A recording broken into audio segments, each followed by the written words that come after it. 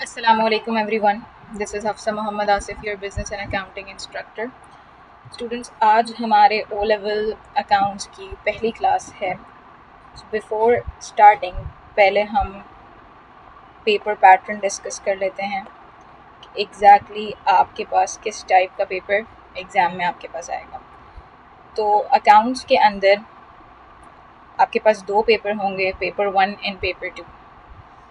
Paper 1 MCQs का होगा आपके पास, जिसमें the worth of the paper is 35 marks. Each MCQ 1 mark का होगा. It means you will be having 35 MCQs. Time duration है पेपर का 1 hour 15 minutes. इस टाइम के अंदर आप लोगों ने ये पेपर को कंप्लीट करना है. पेपर 2 जो है स्ट्रक्चर्ड पेपर है. इसके अंदर कैलकुलेशंस वाले पार्ट भी होंगे एंड थ्योरी वाले पार्ट्स भी होंगे. पेपर 2 के अंदर you guys will be having 5 questions. Paper की वर्ड जो है वो 100 मार्क्स है. 5 क्वेश्चंस हैं और हर क्वेश्चन 20 मार्क्स का है. ईच क्वेश्चन 20 मार्क्स, तो 20 इंटू 5 100 मार्क्स का आपके पास पेपर हो जाएगा. इस पेपर को करने के लिए the time is 1 hour 45 minutes. चलिए अब हमारे नोट्स पे आते हैं.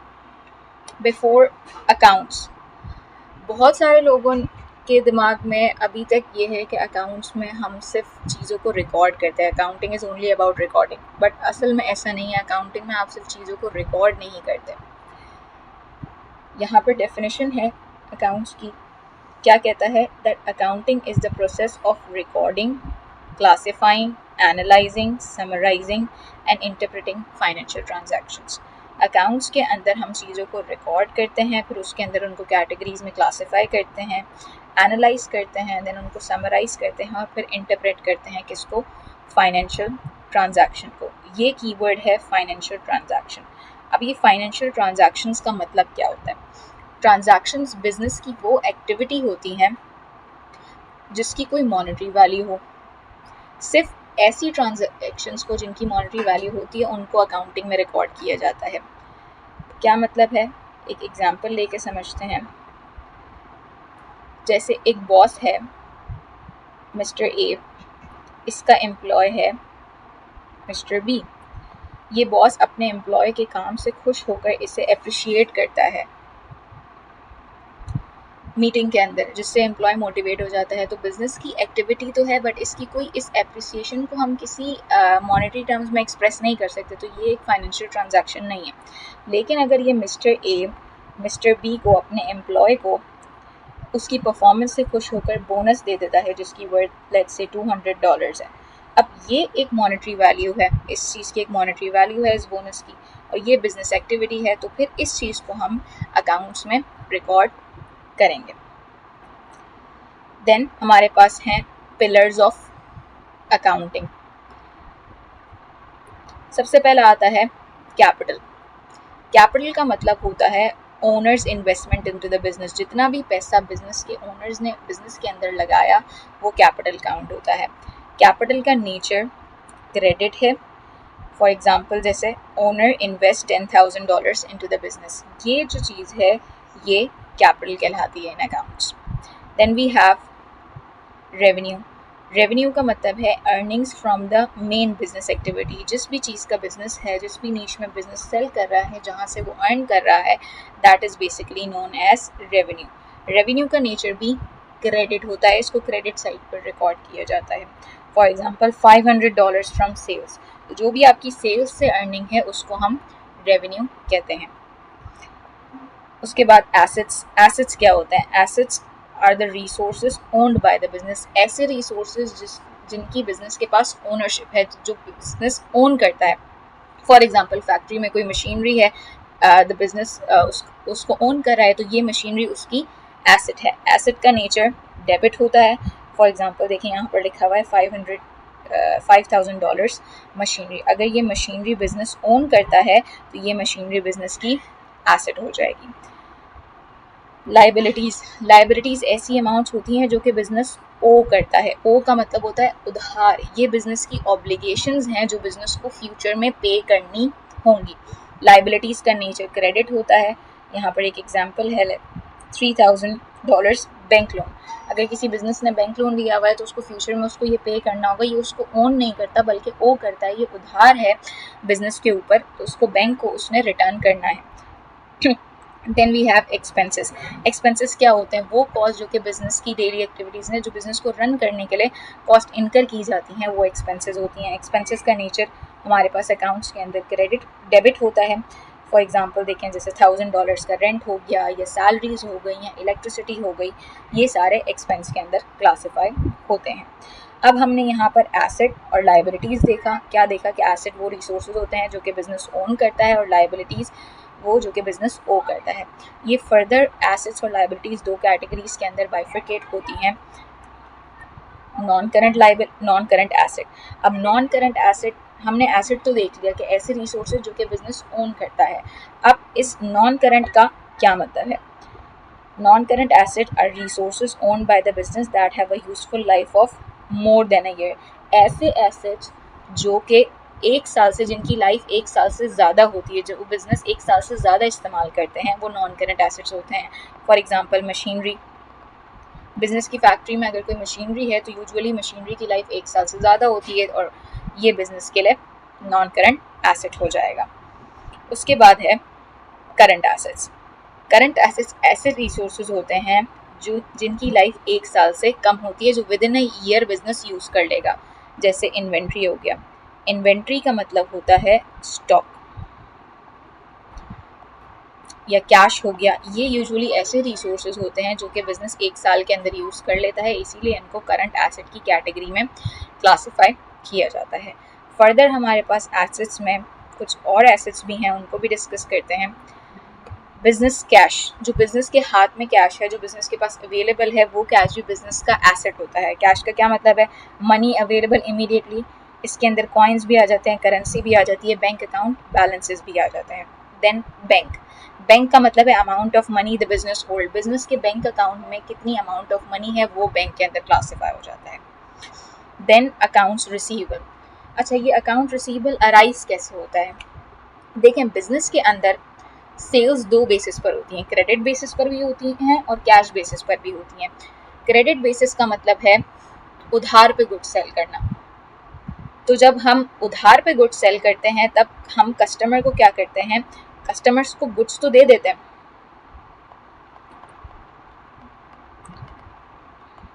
कस्टमर को हम गुड्स दे देंगे, बट हमें फौरी कैश रिसीव नहीं होगा।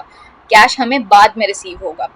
Cash will be received later. तो इसकी वजह से अकाउंट्स रिसीवेबल जनरेट होता है। इसका मतलब है money owed to the business by the customer. इसका मतलब है कि कस्टमर्स बिजनेस को मनी ओ करते हैं for the goods they have bought. जितनी भी वर्थ के उन्होंने गुड्स परचेज किए होंगे, जो भी उसकी अमाउंट है, वो बिजनेस को कस्टमर ओ करेंगे।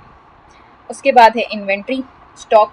इसका क्या मतलब है? Goods available for the sale in the ordinary course of the business. जो भी बिजनेस सेल करता है उसके लिए जो गुड्स रखे गए हैं वो इन्वेंट्री है।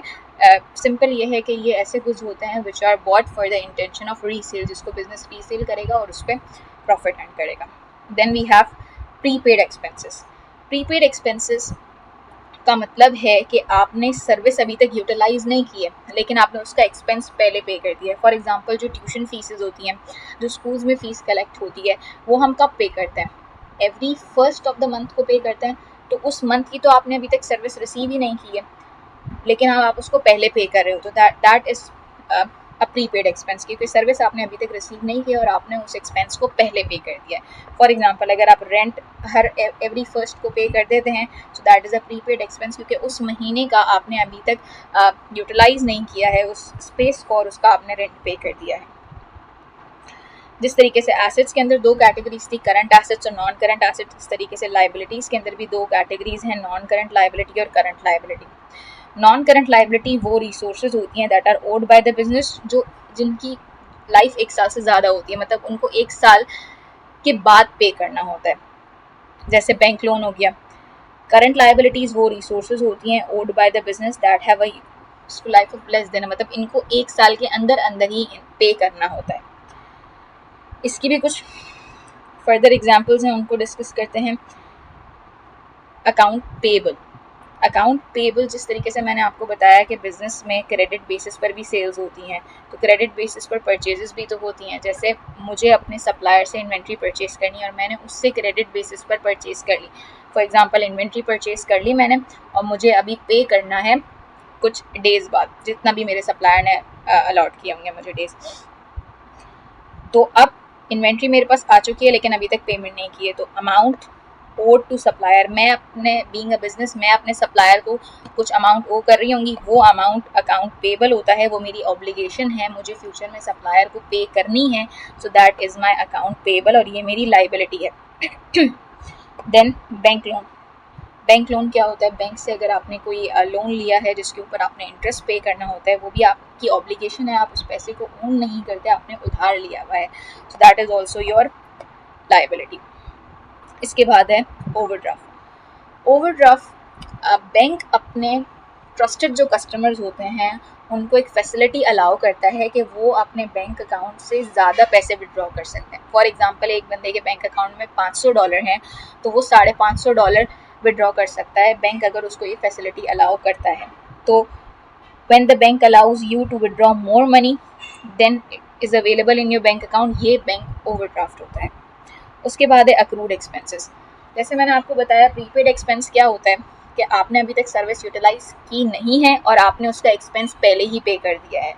अक्रूड एक्सपेंस क्या होगा कि आपने अभी तक आपने एक्सपेंस तो इनकर कर लिया, आपने सर्विस यूज़ कर ली है लेकिन आप अभी तक आपने पे नहीं किया। जैसे सैलरीज होती हैं, एम्प्लॉयज़ पूरा मंथ ऑफिस में काम करते हैं, बिजनेस उनकी सर्विसेज रिसीव कर लेता है लेकिन उनको पैसे कब देता है? मंथ एंड में देता है। तो this is an example of accrued expense. उसके बाद हमारे पास क्या है? अकाउंटिंग इक्वेजन है। देखिए हम इन 3 टर्म्स को ऑलरेडी डिस्कस कर चुके हैं, asset, capital and liabilities. Assets हमने क्या देखा कि एसेट्स क्या होते हैं? ऐसे रिसोर्सेज होते हैं जिनको बिजनेस क्या करता है? ओन करता है। कैपिटल क्या होता है? This is the amount that is invested by the owner, business के ओनर ने जो इन्वेस्ट किया है बिजनेस के अंदर, दैट इज कैपिटल। और लाइबिलिटीज क्या होती हैं? लाइबिलिटीज होती हैं amount owed by the business, जो बिजनेस की ऑब्लिगेशन है, जो बिजनेस की उधार है, फ्यूचर में उसको ये रीपे करना है। तो अकाउंटिंग इक्वेशन हमारे पास ये है कि अगर आपके बिजनेस के सारे एसेट्स एक साइड पर हों और सारी कैपिटल लाइबिलिटीज को आप ऐड कर लें तो वो दोनों इक्वल होंगे। यहाँ पर एक एक्टिविटी है, इसको पहले करते हैं। एसेट्स मेरे पास हैं 80,000 के, लाइबिलिटीज 30,000 के और कैपिटल नहीं गिवन, तो कैपिटल हमने फाइंड करना है। तो अभी हमारे पास अकाउंटिंग इक्वेशन यहाँ पर क्या है?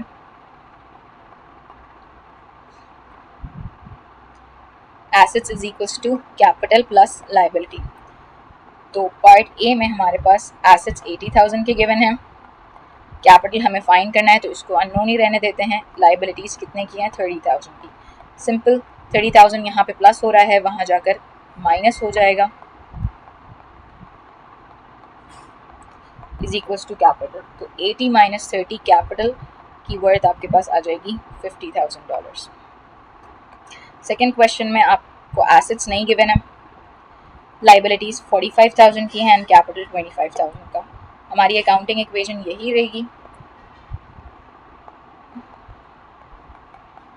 एसेट्स नहीं गिवन तो एसेट्स अननोन, लाइबिलिटीज 45,000 की थी और कैपिटल 25,000 का था। तो ये हमारे पास आ जाएगा 70,000। तो एसेट की वर्थ आ जाएंगी 75,000। Then we have assets third part में 65,000, लाइबिलिटीज नहीं गिवन है और कैपिटल 40,000।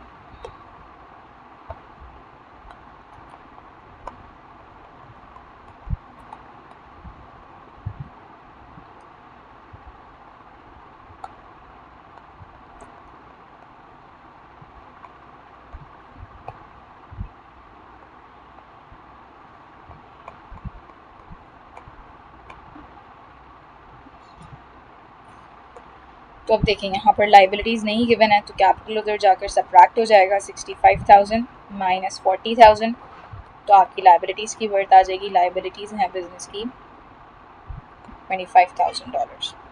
ओके, रेस्ट ये 3 पार्ट्स अभी हम कर चुके हैं। सिंपल्स की एक्टिविटी है, यहाँ से रेस्ट आप लोगों के होमवर्क है। अब हम लोग आते हैं डबल एंट्री सिस्टम पे। देखें, अकाउंट्स के अंदर मैंने आपको क्या बताया कि हम चीज़ों को रिकॉर्ड करते हैं। किन को रिकॉर्ड करते हैं? ट्रांजैक्शंस को रिकॉर्ड करते हैं। ट्रांजैक्शंस क्या होती हैं? ऐसी बिजनेस एक्टिविटी जिनकी कोई मॉनेटरी वैल्यू होती है। अब ट्रांजैक्शंस को रिकॉर्ड करते हैं, किस फॉर्म में रिकॉर्ड करते हैं? डबल एंट्री की फॉर्म में रिकॉर्ड करते हैं। डबल एंट्री कह लें या जर्नल एंट्री कह लें। अच्छा, जो डबल एंट्री है, इसको डबल एंट्री कहा क्यों गया? इसीलिए कहा गया है क्योंकि हर ट्रांजैक्शन का एक डेबिट होता है और एक क्रेडिट होता है। अगर सिंपल वर्ड्स में भी रखते हैं इसको, कि डेबिट का मतलब होता है what comes in the business. जो भी चीज़ बिजनेस के अंदर आ रही है, सिंपल आप लोग उसको डेबिट कर दें, और जो भी चीज़ बिजनेस के से बाहर जा रही है,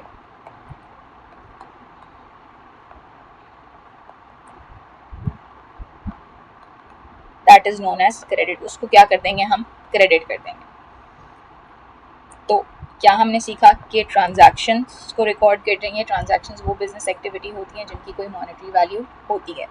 डबल एंट्री का मतलब क्या है कि हर एंट्री का एक डेबिट होगा और हर एंट्री का एक क्रेडिट होगा। डेबिट का मतलब है what comes in the business, और क्रेडिट का मतलब है what goes out from the business. देखें, क्वेश्चन नंबर 1 है अभी हमारे पास डबल एंट्री का। इसको स्टार्ट करते हैं।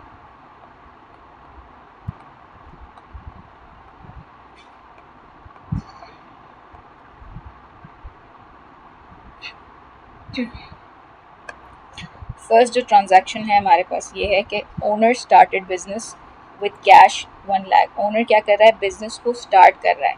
जब ओनर बिजनेस स्टार्ट कर रहा होगा कैश से, तो ये कैश बिजनेस के अंदर आएगा। तो जो चीज़ बिजनेस के अंदर आएगी उसको कर देते हैं डेबिट। तो कैश हमारे पास हो जाएगा एंट्री नंबर 1 में, कैश डेबिट 1 लाख। और ओनर इन्वेस्ट कर रहा है तो इसको कहेंगे कैपिटल। तो कैपिटल क्या हो जाएगा? क्रेडिट हो जाएगा। ट्रांजैक्शन नंबर 2 क्या है हमारे पास? ट्रांजैक्शन नंबर 2 है open the bank account and deposited 50,000। अब देखें, बैंक के अंदर पैसे आ रहे हैं, तो जब बैंक अकाउंट में पैसे डिपॉजिट होंगे तो बैंक के अंदर पैसे आएंगे। तो पैसे आ रहे हैं बैंक के ज़रिए, तो बैंक डेबिट हो जाएगा, और ये डिपॉजिट हो रहे हैं मतलब बिजनेस में ही एंटर हो रहे हैं। तो बिजनेस में कहना है इसे कि बिजनेस में इन्वेस्ट हो रहे हैं, और जब पैसे बिजनेस में इन्वेस्ट हो रहे होते तब हम क्या कहते हैं? उसको कैपिटल कहते हैं। तो बैंक में पैसे आ रहे हैं इसीलिए बैंक डेबिट और capital credit. Amount is 50,000। Third entry है हमारे पास purchased goods for 20,000 in cash. Goods purchase कर रहे हैं, तो गुड्स बिजनेस के अंदर आएंगे। जो चीज़ आएगी वो डेबिट, जो चीज़ जाएगी वो क्रेडिट। तो गुड्स परचेज कर रहे हैं, goods will come into the business, तो गुड्स डेबिट। गुड्स नहीं लिखेंगे, गुड्स की जगह हम लिखेंगे परचेजेस। जब कैश में परचेज कर रहे हैं तो कैश पे कर देंगे, तो कैश बिजनेस से चला जाएगा। तो परचेजेस डेबिट 20,000 और कैश क्रेडिट 20,000। अच्छा, लिखने का क्या तरीका है? डेबिट को इस तरीके से लिखेंगे, क्रेडिट को थोड़ी सी स्पेस छोड़ के लिखेंगे। देन एंट्री नंबर 4 है हमारे पास purchase goods from Ali on credit 15,000। तो गुड्स परचेज कर रहे हैं अली से, तो गुड्स बिजनेस के अंदर आएंगे तो हम लिख देंगे परचेजेस, और अली से क्रेडिट पर परचेज कर रहे हैं तो ये लाइबिलिटी है, तो अली हो जाएगा क्रेडिट अमाउंट 15,000। परचेजेस 15,000 और अली से क्रेडिट पर परचेज किया है, तो अली लाइबिलिटी, और लाइबिलिटी का नेचर हमने क्रेडिट देखा था, तो अली हो जाएगा credit, that is 15,000। Ali liability क्यों है? क्योंकि उससे क्रेडिट पर परचेज कर रहे हैं, उधार पे परचेज कर रहे हैं, इसीलिए वो हमारी अकाउंट पेबल अराइज हो रहा है, दैट इज लाइबिलिटी। अब है सोल्ड गुड्स। गुड्स बेच रहे हैं, तो सोल्ड गुड्स मीन्स सेल्स। तो गुड्स बिजनेस से जा रहे हैं तो वो क्रेडिट हो जाएगा, और कैश में बेच रहे हैं तो कैश बिजनेस के अंदर आ रहा होगा, तो cash will be debited and sales will be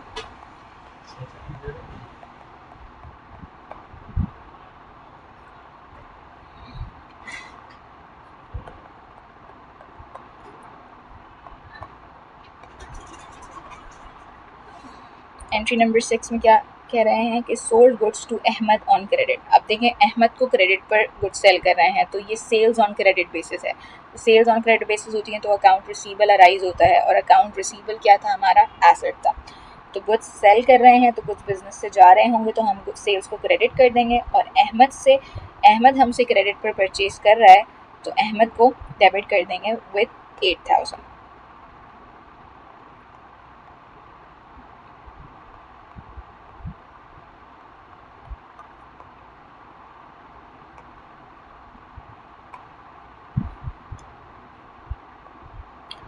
paid rent 2000, rent पे कर रहे हैं। रेंट पे कैसे करेंगे, कुछ भी नहीं लिखा हुआ तो हम अज्यूम कर लेते हैं कि कैश में पे कर रहे हैं। तो जब रेंट पे करेंगे तो कैश बिजनेस से जाएगा तो कैश क्रेडिट हो जाएगा, और रेंट क्या होता है, एक्सपेंस। एक्सपेंस का नेचर डेबिट होता है, इसलिए रेंट डेबिट 2000 और कैश क्रेडिट 2000। उसके बाद हमारे पास है receive cash from Ahmed 8000। Ahmed से कैश रिसीव कर रहे हैं तो जब कैश रिसीव करेंगे तो बिजनेस के अंदर कैश आएगा तो कैश डेबिट और अहमद क्रेडिट 8000। कि कैश कहाँ से आया है, अहमद से आया है, इसीलिए अहमद क्रेडिट।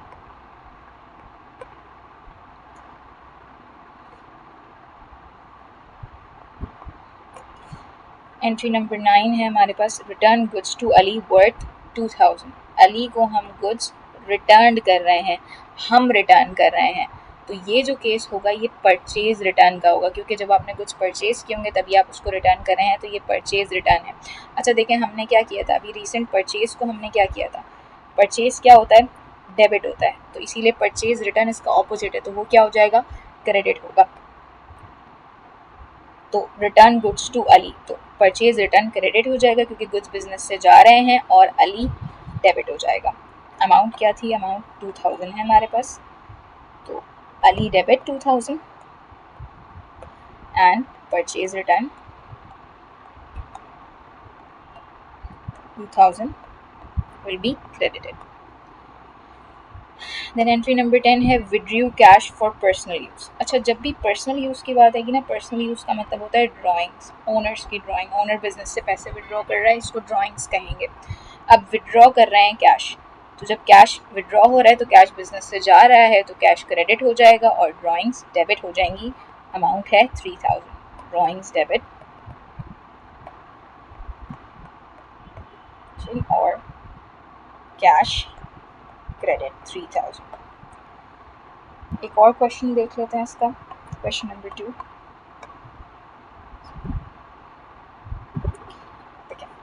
क्वेश्चन नंबर 2 की फर्स्ट एंट्री है बॉट फर्नीचर फॉर 12000 कैश। जब हम फर्नीचर खरीदेंगे, परचेज करेंगे तो furniture will come into the business, तो डेबिट हो जाएगा, और कैश में खरीदेंगे तो कैश चला जाएगा बिजनेस से, तो वो क्रेडिट हो जाएगा।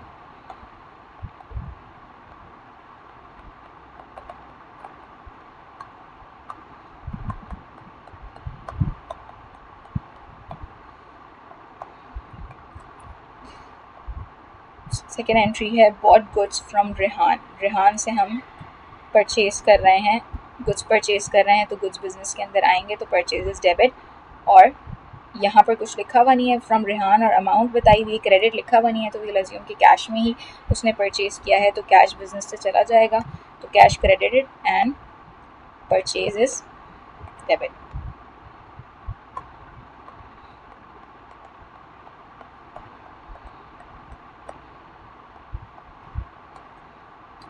थर्ड एंट्री है हमारे पास paid wages ₹3000।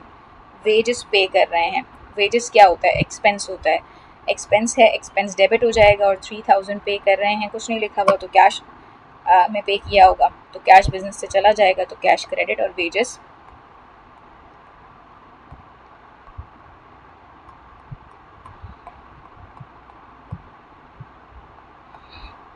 Then entry number 4 है हमारे पास sold goods to Salman ₹15000।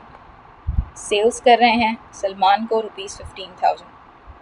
Again question लिखा हुआ तो विल अज्यूम के कैश में ही सेल किया है, cash debit sales credit 15000। Cash sales क्यों क्रेडिट हो रहा है, क्योंकि हम गुड्स बेच रहे हैं तो गुड्स बिजनेस से चले जाएंगे, तो that's why they are being credited. Fifth entry है हमारे पास, रिसीव ₹10,000 फ्रॉम सलमान। पैसे रिसीव कर रहे हैं सलमान से 10,000। तो पैसे आएंगे तो कैश डेबिट, तो कहाँ से आ रहे हैं, सलमान से आ रहे हैं, सलमान हमें पैसे पे कर रहे हैं, तो Salman credit, cash debit and Salman credit 10,000।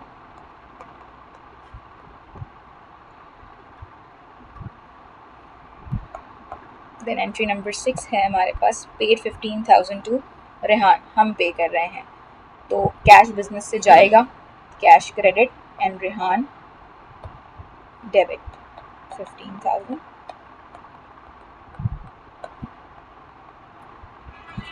उसके बाद है हमारे पास return goods to Rehan ₹2,000। Rehan को गुड्स हम रिटर्न कर रहे हैं, तो अगैन हम रिटर्न कर रहे हैं, तो ये परचेज रिटर्न है, परचेजेस डेबिट होता है, तो परचेज रिटर्न क्या होगा, क्रेडिट होगा। और किसको रिटर्न कर रहे हैं, रेहान को रिटर्न कर रहे हैं, परचेज रिटर्न क्रेडिट होगा तो रेहान डेबिट हो जाएगा, अमाउंट है 2,000।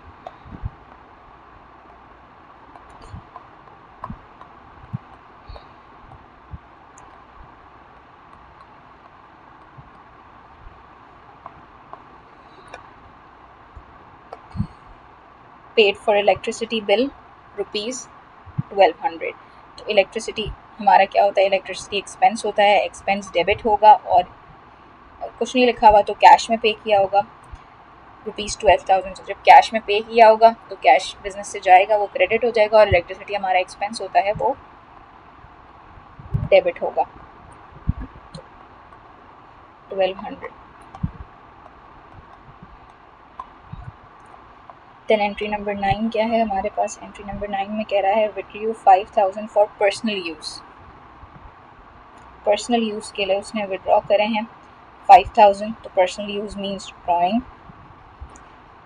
और विड्रॉ कर रहा है, कैश विड्रॉ कर रहा है, तो बिजनेस से कैश जा रहा है, तो कैश क्रेडिट हो जाएगा, और ड्राइंग्स क्या हो जाएगा, डेबिट हो जाएगा 5,000, और कैश बिजनेस से जा रहा है इसलिए कैश क्या हो जाएगा, क्रेडिट हो जाएगा।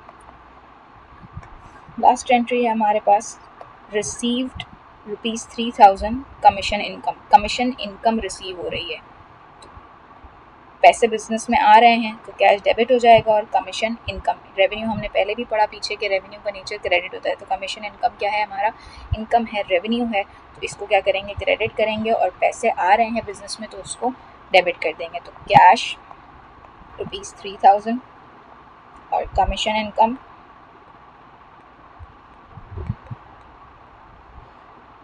3,000।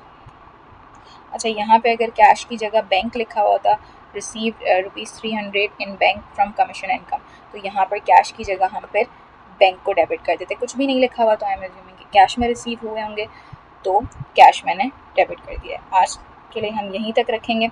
आप लोग का होमवर्क क्वेश्चन नंबर 3, 4 एंड 5 है, ये आपके साथ शेयर कर दिए जाएंगे इन ग्रुप। इंशाल्लाह we'll continue in our next class.